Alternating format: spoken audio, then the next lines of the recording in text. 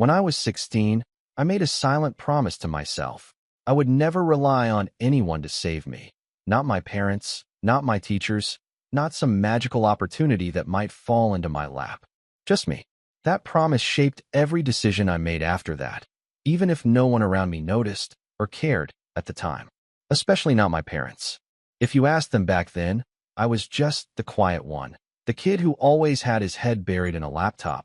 The one who didn't understand how the world works. Meanwhile, my older brother, Aaron, walked around like he was born wearing a crown. Every birthday felt like his coronation. Every dinner was a performance of his supposed brilliance. And my parents? They clapped the loudest. My name's Carl. I'm 24 now. But this story starts a few years back, when I was just turning 21. By then, I had already paid off my student loans. Yes, all of them. I had bought my first home in cash, nothing flashy, just a small place in the suburbs. And I had grown my e-commerce business into something I could be proud of. 6 figures in revenue, a few freelancers under me, and the kind of freedom that most people my age only dreamed about. I wasn't flashy. I didn't post about it. I just kept my head down and worked. Because I knew, deep down, that if I ever stopped to celebrate, someone would try to take it from me. Turns out, I was right. Growing up in a small town, everyone knew everyone's business, especially when you had a last name like ours. My dad, Martin, was a regional manager for a construction supply company.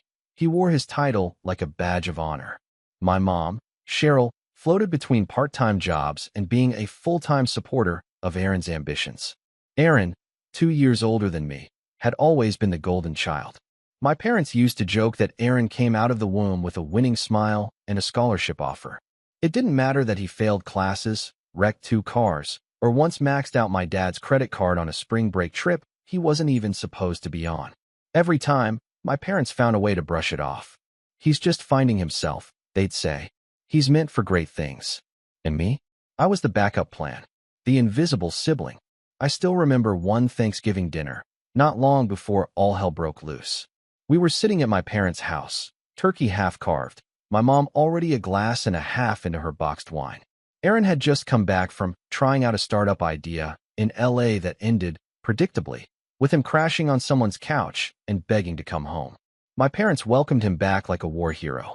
At dinner, my dad raised a glass. "To new beginnings," he said, looking directly at Aaron. "We know your next chapter is going to be a big one." Aaron smirked and clinked his glass. I said nothing. No one toasted me when I bought my house. No one even mentioned it. They all knew. I told them months earlier. Sent photos.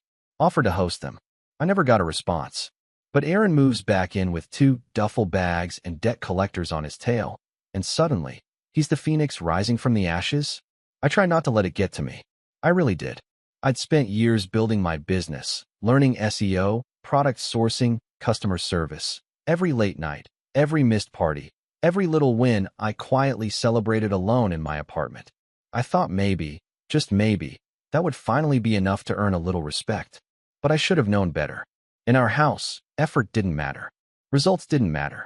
What mattered was image, charm, drama. And Aaron had all of that in spades. A week after that Thanksgiving, my mom called me. Her tone was weird, tight, rehearsed. She asked if I could come over to talk. I assumed it had something to do with Aaron. Maybe they wanted me to help him find a job or pretend to be a reference. I was used to being the quiet fixer, the ghost behind the curtain. But when I showed up, I knew something was off. My dad was sitting in his recliner, arms crossed, TV muted. Aaron was on the couch, wearing sweatpants and looking smug, like he was in on some inside joke. My mom had that nervous smile she always used when she was about to say something she knew was going to upset me. She gestured to the kitchen table. "Why don't we sit down?" I remember how slow I moved, how the air felt heavy, like something was about to shift. I sat. My mom took a breath. Then she said it. "We were hoping you could help Aaron with a little investment." That word hung in the air like a bad smell. Investment. As if I was some angel investor they could charm into saving their sinking ship. I blinked. "What kind of investment?" Aaron leaned forward. "I've got this idea. It's like a subscription box service, but for tech gadgets. You know, like those mystery boxes. We could market it to college kids. Low overhead, high margins." I looked at him, then at my parents. "And you want me to fund it?" My dad cleared his throat. "Not fund exactly. Just help him get started. You've had a good run, Carl. You've done well for yourself. It's time to pay it forward.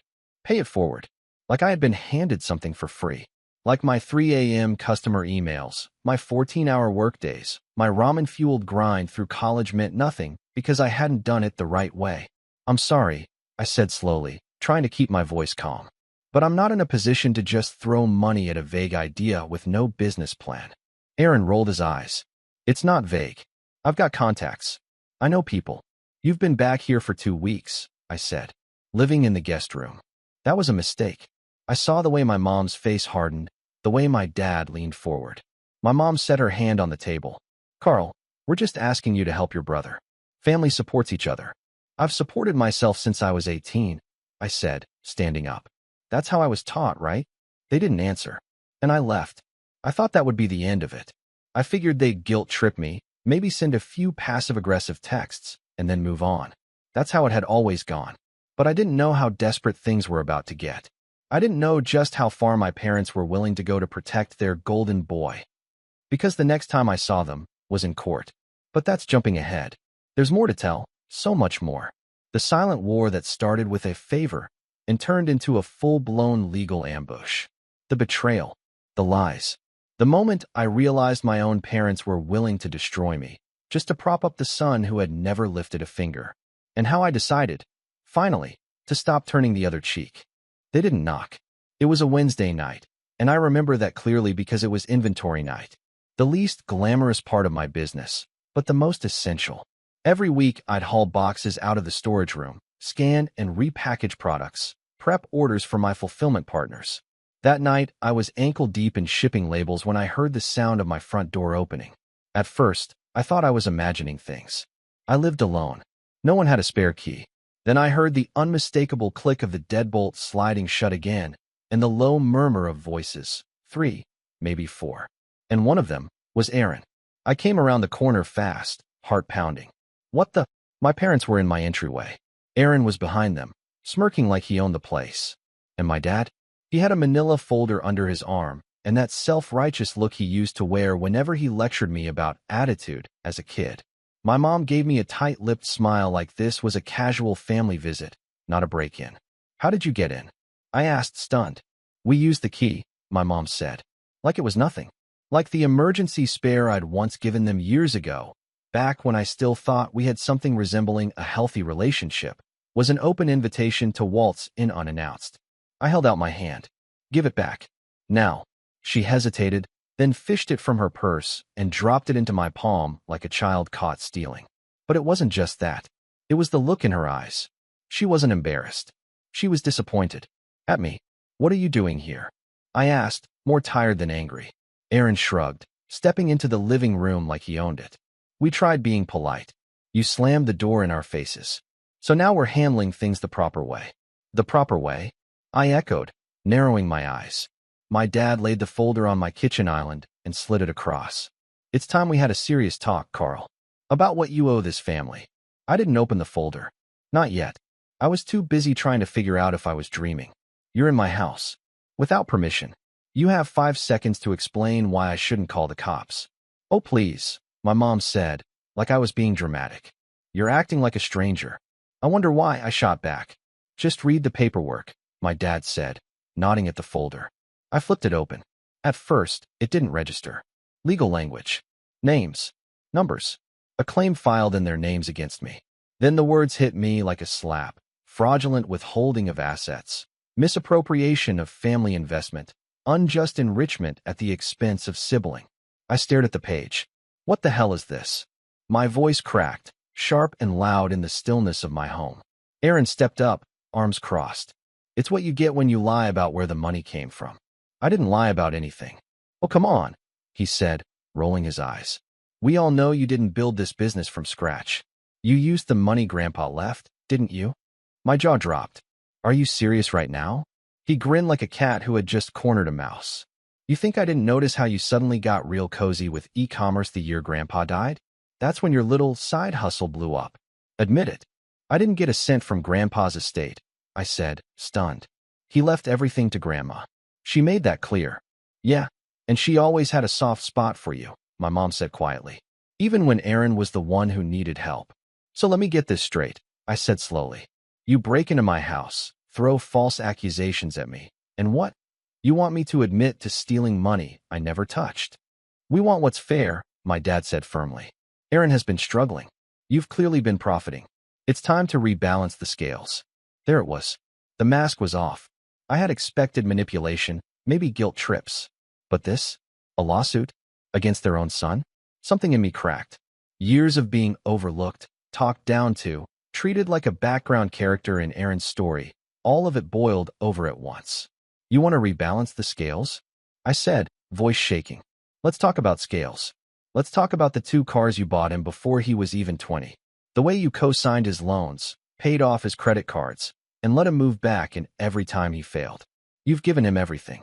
And me? I've never asked you for a single cent. Because you were always too proud, my mom snapped. Because I had to be. I shouted. You never offered. You never believed in me. You never even asked what I was building. And now that it worked, you think I owe you? There was silence for a beat. Then Aaron muttered. You wouldn't even have a future if it weren't for this family. My fists clenched. You mean the family that's suing me? My dad took a step forward. You can avoid all of this. If you just help your brother get on his feet, we can drop the claim. Clean slate. You mean hand over my money so you don't drag my name through the mud? He didn't answer. I picked up the folder and tossed it back. Get out. Now. My mom looked like she wanted to argue. My dad looked like he wanted to punch a wall. Aaron didn't say a word, just turned and walked out with that smug swagger that said he thought he'd won. But they hadn't won. They'd lit the fuse. Over the next few days, the fallout started trickling in. A letter from their lawyer arrived first, confirming they were going forward with the claim. Then came the calls from extended family, uncles, cousins, even old neighbors I hadn't spoken to in years, suddenly wanting to check in after hearing some things. The rumor mill was spinning fast, and all of it painted me as the villain. I tried to stay focused.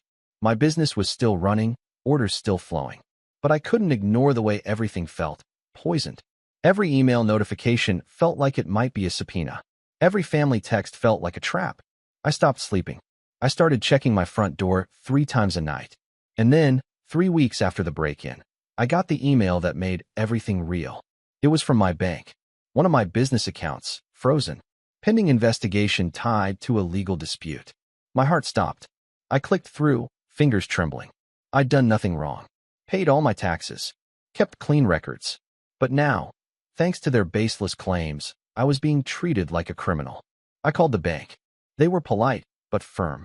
The freeze would stay in place until the claim was resolved in court. Aaron had said he'd make things fair. He was dragging me into the mud, and my parents were handing him the rope. I thought that would be the worst of it. But then I found out something that made my blood run cold. Aaron hadn't just filed a lawsuit. He'd filed a restraining order. Against me, claiming I'd threatened him. Claimed I was erratic, hostile, and a danger to his safety. I stared at the copy in disbelief. The timing wasn't a coincidence. He was trying to portray me as unstable, so the court would believe his story, not mine. It was character assassination, plain and simple. A smear campaign built on lies and funded by the same people who used to tuck me in at night. That was the breaking point. It wasn't about money anymore. It wasn't even about the lawsuit. It was about principle. About standing up to people who had used love as a leash and expected me to roll over and thank them for it. I wasn't going to settle. I wasn't going to apologize. And I wasn't going to let them rewrite the story of my life. They wanted a war. Fine. I'd give them one. And the first shot would be fired at the one secret they thought I didn't know, the financial skeleton in their closet. The restraining order hearing was scheduled for a Monday morning in early spring. The sun was out, but I barely noticed. I hadn't slept the night before. Too wired, too angry, too focused on every worst-case scenario running on a loop in my head. My lawyer, a guy named Miles who I found through a friend of a friend, assured me the case was weak. This isn't going anywhere, he'd said. Judges can smell fabricated drama a mile away. Still, I was shaking when I walked into the courthouse. I wasn't scared of losing the restraining order case. I was scared of what it meant, that Aaron was willing to go this far. That my parents were willing to swear under oath that I was violent, unstable, and a danger to my own brother. That they were coaching him on what to say. I knew it in my gut. Their names weren't on the document, but their fingerprints were all over it. That morning, they all showed up. Aaron walked in wearing a blazer that didn't fit, acting like he was the victim of some mafia vendetta. My parents sat behind him like his personal support team, Mom dabbing fake tears, Dad scowling at me like I'd ruined the family name. When the judge threw out the case 20 minutes in, citing insufficient evidence and clear motive of financial retaliation, they acted shocked. Aaron even tried to speak again after the gavel dropped, like he thought he could convince the judge to change his mind. But it was over. For that part, anyway. I didn't feel relief. I felt empty. Because even though I'd technically won, I knew this wasn't over. The restraining order wasn't the real attack. It was just a distraction. A character hit piece designed to soften me up before the lawsuit began. And it worked. Not in court, but in my head. I went home that day, sat on my living room floor, and stared at the unopened boxes of unsent inventory stacked by the wall. For the first time in years, I didn't want to work. I didn't want to fight. I just sat there, in silence, feeling like I'd lost something I couldn't name. Over the next month, everything stalled. My business accounts remained partially frozen. I moved some operations to a backup account, but the damage was done. My cash flow took a hit, my ad budget dried up, and my fulfillment timelines got slower. Customers noticed. Some backed out. One of my best-selling suppliers dropped me, claiming reputational risk. I tried to explain, tried to fight through it, but the more I pushed, the more I felt like I was drowning in mud someone else had poured over me. I was losing my footing, not just financially, but mentally. And then came the worst blow. It was a Thursday afternoon when I got the call. My landlord for the warehouse space I rented, barely 800 square feet, but it had become the beating heart of my operation, told me he wasn't renewing my lease. Too much legal noise, he said. I've got other tenants. I can't afford drama. I begged. I offered to pay 3 months ahead. He didn't budge. I hung up and stared at the wall. That was the moment. Rock bottom. Not dramatic, not cinematic. Just quiet. Cold. Like something inside me finally broke loose and drifted away. I'd spent 3 years building something that worked, something honest, something mine. And in less than 2 months, the people who raised me had almost destroyed it. I could have folded. I thought about it. I even started drafting a letter to the court agreeing to settle. Something low, just enough to make them go away. But I didn't send it. Because that night, I got a message from someone I hadn't heard from in over a decade. Her name was Elise. She used to be my neighbor when we were kids. We'd played backyard tag, ridden bikes through the cul-de-sac. We lost touch after she moved away in middle school. I hadn't thought of her in years. But there she was, messaging me through LinkedIn of all places. Hey Carl, she wrote. I saw your name in a mutual post and did a double take. I remembered you from back home. I was sorry to hear about the lawsuit. Just wanted to say, don't let them take what you've built. You were always the smart one, the quiet one. But we all knew. I read that message over and over. Not because it fixed anything, but because it reminded me who I used to be. The kid who stayed up late watching YouTube videos on coding, who once sold homemade candles door to door for fun. The kid who made things, even when no one paid attention. And suddenly, I realized something. They couldn't take that from me. They could freeze accounts, spread lies, file lawsuits, but they couldn't touch the part of me that knew how to build. So that night, I got up. I went into the storage room, cleared off my whiteboard, and started again from scratch. Rebuild, rebrand, restart. I started small. I had a few $100s in liquid cash, barely enough for a single Facebook ad run. So instead, I went organic. Reddit, Instagram Reels, TikTok snippets. I rebranded my best-selling product under a different name, with a cleaner aesthetic and a more personal voice. I built a new Shopify store using a VPN and a fresh business LLC in another state. I stayed up until 3 a.m. every night. Made calls, wrote copy, learned more about web optimization in 3 weeks than I had in the previous year. And it started to work. Slowly, quietly, but it worked. My DMs filled with customers asking where the old brand went and thanking me when I responded personally. One of them was a YouTuber who ended up featuring the product in a review. That review blew up. Orders tripled in a week. Meanwhile, the lawsuit stalled. My lawyer filed a motion to dismiss. Their team tried to amend it. The judge pushed hearings out another month. Then another. That gave me time. Time to recover. Time to prepare. Because while they were busy spinning fairy tales about how I'd stolen the future Aaron was supposed to have, I was busy collecting receipts. Not just business receipts, Family receipts. The tax records I mentioned? Those weren't easy to get, but they were real. My grandmother, before she passed, had sent me a manila envelope of her own, back when she still lived alone. Inside were copies of the trust she'd set up after Grandpa died. And here's the kicker. Aaron had gotten a payout. A large one. Enough to pay off his college loans, start a business, or buy a house. But he didn't. He blew it. Gambling, bars, trips, crypto scams, all gone within a year. And he knew that. My parents knew that. But they never expected me to find out. I also found an old voicemail from Grandma. She left it a few weeks before she passed. Her voice was frail but clear. I hope you're doing well, Carl. I just wanted to say I'm proud of you. I wish the others saw what I see. Keep going. And remember, don't let them guilt you into saving people who never tried to save themselves. I played that message on repeat the night I got it transcribed for evidence. Because now I had motive. Now I had proof. The tides were turning. But I didn't tell anyone. I stayed quiet. Kept building. I moved my entire operation into a friend's garage temporarily. He ran a coffee roasting business and let me use his backroom for shipping. I went invisible for a while. No posts. No updates. Not even to extended family. I let them think I was losing. Let them tell stories about how the truth was catching up to me.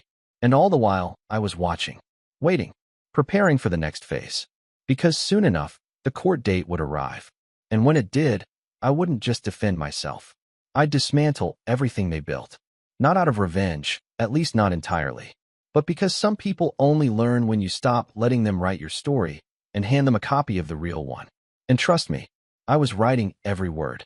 They didn't know I had the file. That's what made it so satisfying. The documents from Grandma's estate, the ones I found tucked inside that envelope she mailed before she passed, weren't just sentimental relics.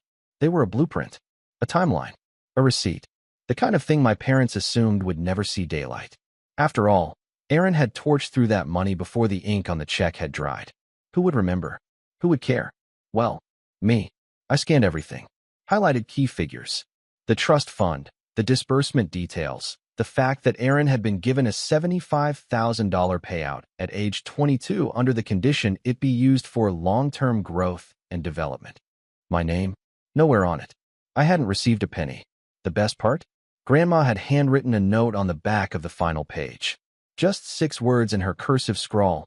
Carl doesn't need it. He builds. 6 words that destroyed the entire narrative my parents had constructed. 6 words that turned Aaron's sob story into what it really was. An inheritance squandered, not stolen. A future he set on fire. But I didn't go public with it. Not yet. The lawsuit was still crawling forward. My parents' lawyer kept trying to push hearings back, which was fine by me. Every week that passed gave me time to grow stronger, and them more rope to hang themselves with. While they stalled, I started digging. Not just through legal records or bank statements. Through people. See, there's something interesting about small towns. People talk. Especially when you're polite. Especially when you're quiet. I reached out to an old neighbor, Mrs. Delaney, who used to live across from us growing up. She remembered everything. The day Aaron got the check. The brand new car that appeared in our driveway a week later. The parties. The screaming matches between him and my dad when the money ran out. She always said he'd waste it. Mrs. Delaney told me over tea. Your grandma. She wasn't blind, you know. She just didn't want to hurt your mom. I didn't even have to ask for a statement. She offered one. Word got around. Soon, I had a small file of messages, texts, even photos. Aaron in Vegas, champagne in hand. Aaron on a boat, tagged in an old college friend's Instagram post, holding a bottle of Grey Goose and flipping off the camera. The timestamps? All within the 12 months after Grandma's trust was paid out. It painted a picture. A loud, obnoxious, undeniable picture. But that wasn't the only angle I was working. I had one more card to play. One that took some finesse. The first person I called was Mr. Jenkins. He used to be our family accountant, back when my parents still filed their taxes properly. I hadn't seen him in years, but he remembered me instantly. Carl, you were the quiet one, right? The polite one. I need a favor, I said. I wasn't sure he'd agree. But then I told him what was happening, about the lawsuit, the restraining order, the accusations. He got quiet. Real quiet. They told me you stole from them, he said after a beat. Said you were hiding something big. But I didn't buy it. Why not? Because I did their taxes the year they got that trust distribution. Cheryl told me it was going toward Aaron's future. Seed money for a tech company, she said. I filed it under a gift transfer, just like she asked. Would you be willing to put that in writing? I asked. A pause. I'll do better, he said. I've still got the files. He sent them the next morning. Now I had proof from 3 directions: Grandma's trust documents, eyewitness testimony, and tax records showing Aaron received money they never disclosed during discovery. My lawyer nearly fell out of his chair when I handed him the file. They're cooked, Miles said, flipping through the pages. This isn't just a defense anymore. This is counterclaim material. I nodded. That's the plan. But I didn't want to just win. I wanted to change the narrative. So I started laying out something else. Something more public. I rebuilt my brand under a new name, different domain, different visuals, different everything. But this time, I leaned into the story. Not the lawsuit itself, just the broad strokes. Built from scratch, I wrote in the About page. Bootstrapped. No handouts. Every dollar earned the hard way. I never named names. I didn't have to. People knew. Old customers returned. New ones followed. Word spread. Someone started a Reddit thread about the rebrand, and it caught fire. This is how you bounce back, one comment read. This guy's work ethic is unreal. My email list tripled. Revenue rebounded. And I stayed quiet, because I was still waiting for one more thing to fall into place. Aaron's next move. It came sooner than expected. I got a call from Miles one morning while I was packing orders. They filed an emergency motion, he said. For what? To freeze your personal assets. They're claiming you're hiding money. I should have been furious. I should have been panicking. Instead, I smiled. Let them try. See, while they'd been playing checkers, drunk on rage and entitlement, I'd been setting up the chessboard. Everything I owned was now protected under a new LLC. The house, transferred to a trust. The car, leased under the business. Even my savings were split between 2 accounts, both under separate holding companies. Miles laughed when he saw the paperwork. You've been busy. They taught me well, I said. Never trust anyone, not even family. We countered the motion with everything. The tax records, the trust documents, the timeline, Mrs. Delaney's letter, Mr. Jenkins's statement, a full audit trail of my business's growth, from the day I started selling phone accessories out of my dorm room to the day I bought my house. It was surgical and devastating, but still, I wasn't done. Because here's the thing about people like Aaron and my parents. They don't just want money. They want control, the power to shape the story, the ability to say, you owe us, and have everyone believe it. So I planned one final move. Something public, something permanent. I scheduled a podcast interview, just a small one, run by a fellow entrepreneur I'd met years ago. It wasn't flashy. It wasn't viral, but it was honest. For an hour, I told my story. Not the lawsuit. Not the revenge. The real story. I talked about growing up in the shadow of someone who could do no wrong. About building a business at night while the rest of my family laughed me off. About paying off student loans with side hustle money. About the power of being underestimated. Sometimes, I said, the hardest part isn't starting from nothing. It's starting from behind, when the people who should have supported you were the ones holding you back. The episode aired a week later. The response was overwhelming. DMs, emails, comments from strangers saying they saw themselves in my words. People who'd been cut down by their own families. People who'd had to fight for every inch. But more than that, people started asking questions. Questions about the lawsuit. Questions my parents weren't ready to answer. Their lawyer called Miles in a panic. We'd like to revisit settlement discussions, he said. We're not interested, Miles replied. Because now it was too late. I wasn't playing defense anymore. I was setting the terms. The next hearing was coming fast. And I was ready. Not just with evidence. Not just with allies. But with the unshakable truth that no matter how many times they tried to rewrite my story, I still held the pen. And soon, I'd use it. To end theirs. The courtroom was colder than I remembered. Not physically, no. It was that sterile, stiff kind of cold. The one you feel in your spine when you know something irreversible is about to happen. The walls were beige, the lighting fluorescent. Nothing dramatic. No pounding music. Just the hum of tension as everyone took their place. It had been 9 months since they first filed the lawsuit. 9 months since my parents and my golden child brother Aaron decided I owed them the life he had squandered.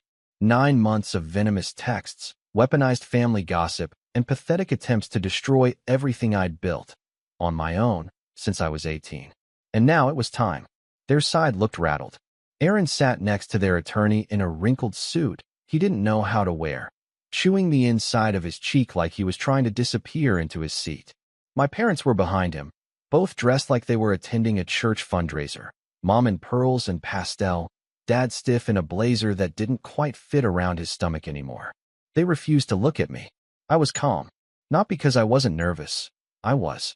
But it was a strange, quiet calm. The kind you only get when you've spent months preparing for a moment with such surgical precision. There's nothing left to panic about. Everything had already been set in motion. My lawyer, Miles, shuffled papers beside me. He leaned over and whispered, "This is going to be fun." The judge, a stern woman in her early 60s, called everyone to order. The hearing began with their lawyer laying out the same tired argument, that I had unfairly benefited from family resources, that I'd misled my parents into believing I was self-made, that Aaron's life had been derailed because I hoarded financial assets that rightfully should have been shared. The words sounded so desperate, so hollow. And then it was our turn. Miles stood. No theatrics. No shouting. Just facts. "Your Honor," he began, "we'll be demonstrating 3 things. First, that my client, Carl, received no financial support or inheritance from his family. Second, that the plaintiff's son, Aaron, received a $75,000 disbursement from a family trust, which he irresponsibly spent. And third, that this lawsuit is a malicious attempt to extract funds from my client under false pretenses after the plaintiffs failed to control their own finances or their son." Then he dropped the folder. Hard. Exhibit A, the trust documents from Grandma, clearly stating that the money was for Aaron and only Aaron. My name was never mentioned. Exhibit B, the notarized letter from Mr. Jenkins, their former accountant, confirming he filed that gift as a trust distribution with explicit instructions from my mother. Exhibit C, a timeline of Aaron's social media posts, travel logs, and online purchases, everything from designer sneakers to bottle service in Miami, lining up perfectly with the 12 months following the trust payout. Exhibit D, a recorded voicemail from Grandma herself, authenticated and transcribed, in which she said, in no uncertain terms, "Carl doesn't need it. He builds." The courtroom went still. My parents' lawyer tried to object. The judge overruled. The facts stood. Then came the final blow. Miles pulled out the spreadsheet. "Your Honor, we've also prepared a breakdown of my client's business growth over the past 4 years. All of it is verifiable, from his dorm room operation, to the first product launch, to the Shopify sales records. Every dollar, every invoice, every tax return. There's no missing money, no hidden assets. Just a young man who worked hard and succeeded without help." He paused. "Meanwhile, we have evidence that the plaintiffs and their son have consistently misrepresented their financial situation to multiple parties, including their mortgage lender and this court." The judge raised an eyebrow, and Miles smiled. "Which is why we're also filing a counterclaim for defamation, malicious prosecution, and emotional distress." I'll never forget what happened next. The judge leaned back in her chair, took off her glasses, and looked directly at my parents. "I've presided over a lot of family cases," she said, voice calm but cold. "But this is one of the more cynical attempts I've seen to weaponize the legal system against a relative for personal gain. Based on the evidence presented, I'm dismissing all claims against Mr. Davis with prejudice." Boom. Done. But she wasn't finished. "As for the counterclaim," she continued, "Mr. Davis is within his rights to pursue damages. And frankly, I believe he has a case." Their lawyer's face went pale. Aaron just sat there, frozen, like a deer in headlights. My mom blinked rapidly, her hands fidgeting with her wedding ring. My dad's face flushed red with something between rage and humiliation. But none of them said a word. Not one. We walked out in silence. Once we were in the hallway, Miles turned to me. "They'll settle. Trust me. They can't afford not to." And they did. 2 weeks later, their lawyer reached out with an offer. They'd cover all my legal fees, issue a written apology drafted by us, and drop any rights to future legal action if I dropped the counterclaim. I didn't agree. Not yet. Because there was one more thing I needed. Truth. I had the apology published, not buried in a private letter or hidden behind legal jargon. I made sure it went public, as a formal statement on my business website, shared in an open letter on LinkedIn, and even featured in the same small podcast that had sparked the first wave of support. The truth had to be visible, not for revenge, for record. I didn't want money from them. I wanted accountability. The day the statement went live, I received over 200 emails. Strangers, friends, former classmates, even a few old teachers, all saying the same thing. Thank you for telling the truth. As for Aaron, he disappeared from social media. Word spread that he'd left town, maybe moved in with a cousin 2 states over. His name became something whispered in our hometown, not spoken with admiration, but with embarrassment. And my parents? They lost most of their inner circle. People they used to gossip with now crossed the street to avoid them. Mrs. Delaney said they stopped showing up to church altogether. No more neighborhood BBQs. No more pretending. They didn't just lose the case. They lost the story. Because I reclaimed it. In the months that followed, my business doubled in size. I expanded to 2 new product lines, hired a small team, and launched a mentorship program for underprivileged students trying to start their own ventures. I called it the Builder's Fund. I knew Grandma would have liked that. One day, maybe I'll forgive them. But not yet. Because forgiveness is earned. And they never even tried. They thought they could take what I built. They didn't realize. I am what I built.